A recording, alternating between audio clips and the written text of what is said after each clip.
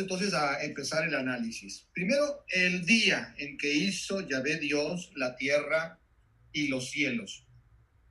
El día es una expresión bíblica que no significa necesariamente 24 horas.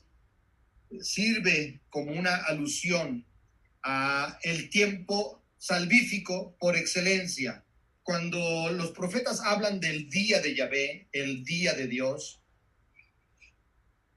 normalmente aluden no a un día, sino a una etapa de la historia o a un momento de la historia caracterizado por la intervención prodigiosa de Dios. Claro que las intervenciones prodigiosas de Dios suelen ser en la Biblia acontecimientos que podrían tener explicación desde la mera historiografía. Una guerra, una conquista, el nacimiento de un primogénito del rey, la conclusión del diluvio, el día de la dotación de la ley en el Sinaí, el día de la alianza. Pueden ser acontecimientos que tendrían explicaciones meramente humanas, pero que el autor bíblico lee, y con él su comunidad teológica, la comunidad de Israel, lee ese acontecimiento como una intervención de Dios. Y entonces el día significa la intervención. Aquí se trata del primer día, es un relato de creación. Y entonces estamos hablando de la primera intervención salvífica de Dios, que es crear. El otro relato de la creación de Génesis 1 utiliza otro recurso para hablar de esta primera intervención de Dios para salvar, que es la creación. Y utiliza la palabra principio, Bereshit. Bereshit bara Elohim. En el principio creó Dios los cielos y la tierra. Así comienza el capítulo 1. Utiliza la palabra principio para indicar no solo que inicia el tiempo, sino que esta es la primera acción salvífica de Dios. Crear. Aunque Israel no fue esa la primera experiencia que tuvo. Israel primero experimentó a Dios en su historia, cuando Dios lo sacó de Egipto, o cuando Dios habló con Abraham y lo invitó a la primera alianza. Primero Israel va descubriendo a un Dios que salva, a un Dios que promete, a un Dios que abre futuro, a un Dios que libera de la esclavitud. Y poco a poco Israel va llegando a la idea de que ese Dios en concreto, que es su Dios, es el creador del universo. Va a tardar siglos en que esto suceda. Pero evidentemente cuando se ordenan los textos bíblicos, ya hay una gran claridad en todos los redactores, sobre todo Esdras, que es el que puso orden a todo el Antiguo Testamento, tal como lo tenemos, prácticamente tal como lo tenemos hoy en día. Ya hay una absoluta claridad que el Dios de Israel es el Dios creador del universo y por lo tanto de todos los hombres. Y entonces se colocan al inicio de la Biblia los dos relatos que hablan de la primera intervención salvífica de Dios, que es crear. El Génesis 1 con la palabra Bereshit y el Génesis 2, nuestro capítulo, con la palabra el día. El día. No es un día cualquiera, sino el día por antonomasia, que da lugar a todo cuanto existe. Yo recuerdo un retiro en el seminario que nos dio un padrecito jesuita, y era precisamente con este texto de la Biblia, pero toda una meditación que duró 45 minutos, solo fue con la palabra el día, con estas dos palabritas con las que inicia el texto. Y nos hizo remontarnos a nuestra propia creación, al momento en que surge nuestro ser, en medio de infinidad de seres posibles que Dios había creado. La maravilla que significa la elección de Dios de esta combinación cromosomática única en toda la historia de la humanidad, que soy yo. No hay otra combinación cromosomática como la mía. Esto da lugar a seres únicos e irrepetibles. Y entonces, la maravilla que es esta primera intervención salvífica que rescata al hombre del no ser, del nunca haber existido, y lo coloca en la historia, lo hace existir. el día en que Yahvé Dios, aquí utiliza dos palabras para referirse a la divinidad. La palabra Yahvé, que es la suya preferida, él es el yavista, ¿verdad que sí? Es su palabra preferida. Él quiere lograr que Yahvé se convierta en la única divinidad a la que se dirijan sus hermanos judíos cuando oran, porque cada uno oraba utilizando cualquiera de los nombres que habían aprendido durante su larga estancia en las tierras cananeas. Y entonces hay una lucha del yavista que va a llegar hasta los profetas, que van a seguir luchando por ello, para lograr erradicar, borrar de la mente de los judíos los otros nombres de Dios y lograr establecer el tetragrama sagrado, el nombre de Yahvé, como el único nombre de su Dios. Y entonces, pero aquí está queriendo como hacer un guiño a los que todavía no dan este paso. Estamos en los inicios de la teología judía. Es el primer intento judío teológicamente pensado, sistematizado, programado, digámoslo así, para ir haciendo cambios en la religiosidad del pueblo. Y entonces se permite a sí mismo, junto al nombre preferido que es Yahvé, aunque era el nombre minoritario en las tribus, solo la tribu de Leví y luego por contagio con la de Leví, otras tribus del sur utilizaron el nombre de Yahvé. Pero la mayoría de las tribus le llamaban Elohim. Elohim. El autor, queriendo congraciarse con las tribus que seguían utilizando el nombre de Elohim, utiliza los dos nombres, Yahvé Elohim, Yahvé Dios. En las Biblias, dependiendo qué Biblia usted tenga, a veces se traduce Yahvé como Señor y Elohim como Dios. Pues cuando encontramos la palabra Dios en el Antiguo Testamento, sobre todo en el Pentateuco, la palabrita hebrea que está detrás es Elohim, el nombre de esta divinidad que sobre todo utilizaban las tribus del norte. Cuando se encuentre usted la palabra el Señor le dijo a Abraham tal cosa, el nombre que está detrás de la palabra Señor es el nombre Yahvé. Aquí la Biblia de Jerusalén ha decidido utilizar los dos nombres tal como se conocían en su época. Yahvé, Dios. Yahvé, Elohim. Dios. El nombre de Yahvé tiene formas más arcaicas que aparecen en la Biblia y a veces aparecen acompañando el nombre de una persona. Viene de la raíz Yah y era uno de los nombres que se le daba a este Dios, Yah, que es como una abreviatura de Yahvé. O también en algunas tribus, la tribu de Moisés le llamaba Yahú, Yahú. Y Elohim es el plural, un plural que es más bien de intensidad más que de cantidad, del Dios principal de los cananeos, que es Él. Nuestro autor se está refiriendo a un solo Dios, aunque utilice dos nombres. Sabemos que se está refiriendo a un solo Dios porque el verbo está en singular. Yahvé Dios hizo los cielos, la tierra y los cielos. La tierra y los cielos también se puede traducir la tierra y el cielo, como leyó en su versión de la tercera edición de la Biblia de Jerusalén nuestra hermana Lot. Pero en algunas Biblias, la que yo tengo, que es la Biblia de Jerusalén del 75, pone cielos en plural. ¿Por qué hay esta diferencia en las Biblias? Porque los manuscritos que han llegado hasta nosotros, algunos ponen cielo en singular y otros manuscritos ponen cielos. La Biblia de Jerusalén, después de varios congresos bíblicos internacionales y después de varias ediciones de su Biblia, en las últimas ediciones ha pasado al singular, lo que en sus primeras ediciones venía en plural.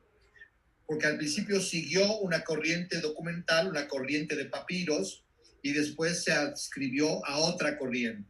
Las investigaciones le han dado más fuerza a la segunda corriente que pone en singular. Sin embargo, hay fuertes argumentos para sostener la pluralidad como texto original, pero aquí discuten los exegetas, no tiene mucha importancia, pero yo prefiero la traducción al plural, es decir, esa corriente documental, que es la que también sigue el padre Luis Alonso Shekel de poner los cielos en plural. Lo voy a explicar enseguida. Primero, el día en que hizo Yahvé Dios la tierra y los cielos. Esta manera de representar la totalidad de lo real, porque al hablar de la tierra y los cielos, el autor bíblico está utilizando un mecanismo de la literatura de aquella época que se llamaba merismo. Ahí se los puse yo juntito a la expresión bíblica, merismo, que significa referirse a la totalidad de algo mencionando las partes extremas. Merismo significa en griego división. Entonces, lo que está dividido, lo que es una totalidad se divide en sus dos partes extremas. Es un recurso literario para hablar de totalidad. Recuérdense que ellos no tienen la palabra totalidad, que es una abstracción griega. Entonces tienen que utilizar una imagen más plástica, las partes. La tierra y los cielos son cosas que se pueden ver. Incluso la tierra se puede tocar. Entonces son dimensiones perfectamente ubicadas en el espacio. Pertenecen a la plasticidad de este pensamiento. Pero con tierra y cielos, el autor quiere referirse a todo lo existente. Ellos no sabían que había otros mundos. Ellos no sabían lo que eran los planetas, lo que eran las estrellas, las galaxias. Para ellos todo queda englobado en el cielo que se ve desde aquí abajo y en la tierra. Pero al mismo tiempo, la palabra tierra tiene amplios significados antropológicos. La tierra es en la Biblia no solo la tierra física que pisan nuestros pies cuando caminamos. La tierra es en la Biblia normalmente todo el mundo de lo humano, toda la esfera antropológica, todo lo que implica la existencia humana. Y entonces no solo las cosas físicas, porque la experiencia humana también tiene cosas espirituales.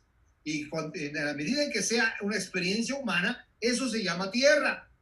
Las pasiones son tierra, los sueños son tierra, las guerras son tierra, el amor es tierra. Todo lo que es el mundo de lo humano es tierra. Por contraposición a la tierra, los cielos representan el mundo de lo divino. Por eso, una corriente documental que ha sido muy interpretada, incluso desde la época de los santos padres, allá en el inicio del cristianismo, interpretan los cielos en plural, porque el mundo de Dios es un mundo tan vasto, tan inmenso, tan incalculable, que en el fondo le cabe más el plural que el singular. No hay un solo cielo, hay muchos cielos. Y los cielos, aquí dice que son creados por Dios. Por lo tanto, no es el mundo donde Dios vive, que es la manera como hoy un católico de a pie se imagina el cielo. Ah, allá está Papá Dios. Allá se fue tu abuelita al cielo con Papá Dios. Bueno, ese no es el concepto bíblico. Ese es el concepto griego. Los griegos se imaginan que el alma, cuando se desprende del cuerpo, se va al mundo de los seres divinos, el cielo. Y allá se queda con los dioses. Pero eso no es Biblia. Eso no es pensamiento judío ni cristiano. Es pensamiento griego. Los cielos, dado que aquí se dice que Dios los creó en el primer día salvífico, y por lo tanto, ¿para quién es la salvación? Siempre para el hombre, para el hombre. No es que hay salvación para otro tipo de criaturas. Siempre que la Biblia alude a la salvación, y está aludiendo a la salvación con la palabra el día, está aludiendo a una intervención de Dios a favor del hombre. Por lo tanto, estos cielos son para el hombre. Y entonces aluden a todo ese ámbito sobrenatural que desborda nuestras capacidades, que desborda lo que nosotros podemos imaginar, lo que nosotros podemos controlar, pero que Dios ha creado para comunicarnos algo de lo divino, algo de lo divino. Nosotros no sabríamos nada de lo divino si Dios no nos diera acceso a ese mundo que está de alguna manera más allá del nuestro, que es la tierra. Y entonces los cielos, fíjense qué interesante, los cielos son todas las realidades que Dios ha creado para que nosotros tengamos acceso al mundo de Dios. La fe el cielo, es uno de nuestros cielos. Sin la fe no tendríamos acceso al mundo de Dios. Los que no tienen fe, los ateos, solo tienen un mundo, la tierra. No tienen otros mundos, no tienen otras dimensiones, no tienen otras realidades hacia las cuales desplegar todo su potencial. Todo queda atrapado en lo terráqueo. En cambio, para el que tiene fe, tiene acceso a los cielos. Y el primer cielo es la fe, por supuesto. Pero también la gracia, ¿verdad? Que sí, la doctrina cristiana de la gracia es muy importante. Y la gracia que es la fuerza que Dios nos da para enfrentar los límites que se desprenden de la tierra, las tentaciones que vienen de la tierra, del mundo de lo humano. Acuérdense, la tierra es todo el mundo de lo humano. Si alguien puede controlar su ira contra un enemigo que le ha destrozado la vida, es porque recibe una fuerza de lo alto, de los cielos, y esa fuerza es la gracia de la mansedumbre o de la bondad o de la paciencia, del autocontrol, llámelo usted como quiera. Los cielos son tan numerosos como experiencias espirituales. Si nos vamos a la definición de espiritualidad cristiana, la definición de espiritualidad que damos los cristianos, porque también damos una definición los cristianos de lo que es la espiritualidad cristiana, pero es otra cosa.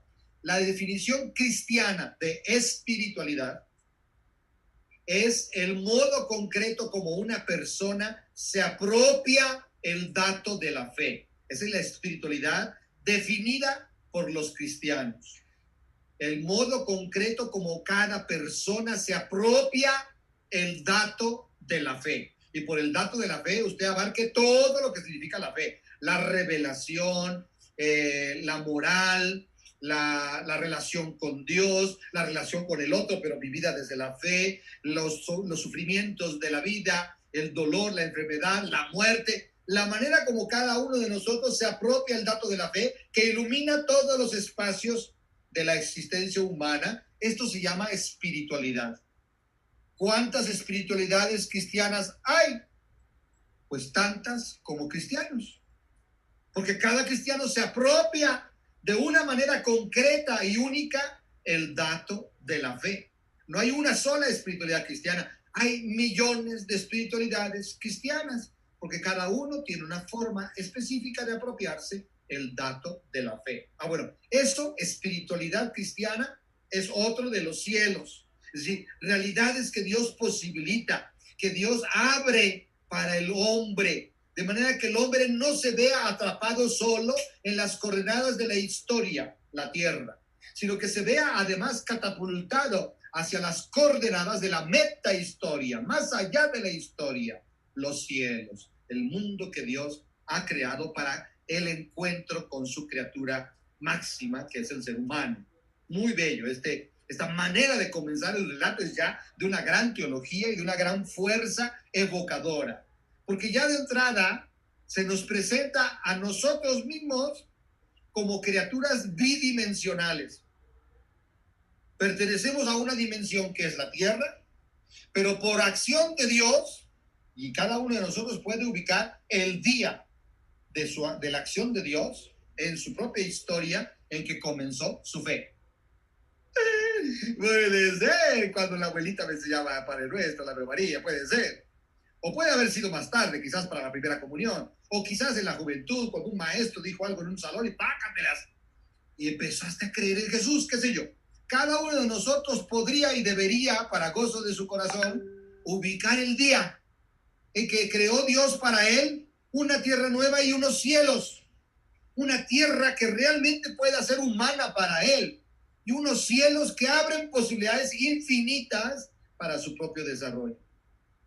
Somos bidimensionales, somos históricos y estamos condicionados por nuestra historia, condicionados por nuestros padres, por nuestra biología, por nuestra genética, por nuestra cultura, por nuestro país, por nuestra educación, por nuestro lenguaje, por nuestro nivel escolar, por nuestra situación socioeconómica. Todo eso es tierra que nos condiciona. Pero también somos, de alguna manera ya, ciudadanos de otro mundo, los cielos, el mundo que Dios ha facultado, posibilitado para nosotros, que desborda todo lo terráqueo, pero es accesible al hombre si se deja guiar por Dios. Entonces, ya de entrada somos una realidad antinómica, de alguna manera bidimensional, y no siempre va a ser fácil para nosotros vivir la relación entre estas dos dimensiones. A veces le damos más fuerza a la tierra, a los asuntos humanos, y a veces le damos más fuerza a los cielos, desentendiéndonos de la historia en una espiritualidad de fuga mundi que ya no se puede llamar espiritualidad cristiana. Cuando la espiritualidad te saca de la historia y te impide cumplir tus compromisos con la historia, eso ya no es espiritualidad cristiana, es una desviación de la fe, una psicopatología de la religión. Fuga mundi se llama, escape del mundo. Hay muchos religiosos que escapan del mundo y se escudan en una fe, en una supuesta vocación para escapar del mundo. ¿Cuántas monjas en el siglo XVIII se conocieron que entraban al convento para no enfrentar el matrimonio, para no casarse, porque las casaban a la fuerza con el hombre que la familia decidía? Entonces, pues a veces se inventaban una vocación, preferían hacerse monjas que casarse con un infeliz que le había escogido la familia y de la que ella no estaba enamorada. Y entonces esa no es una espiritualidad auténtica, es una espiritualidad de fuga frente a la historia, que a veces es imposible de vencer. Los condicionamientos de la historia en una cierta época a veces son imposibles de vencer. Y enfrentarse a esos mecanismos opresores de la historia a veces da un gran miedo. Y entonces se buscan escapes para apuntar hacia otras realidades que permitan sobrellevar lo terráqueo. Muy bien.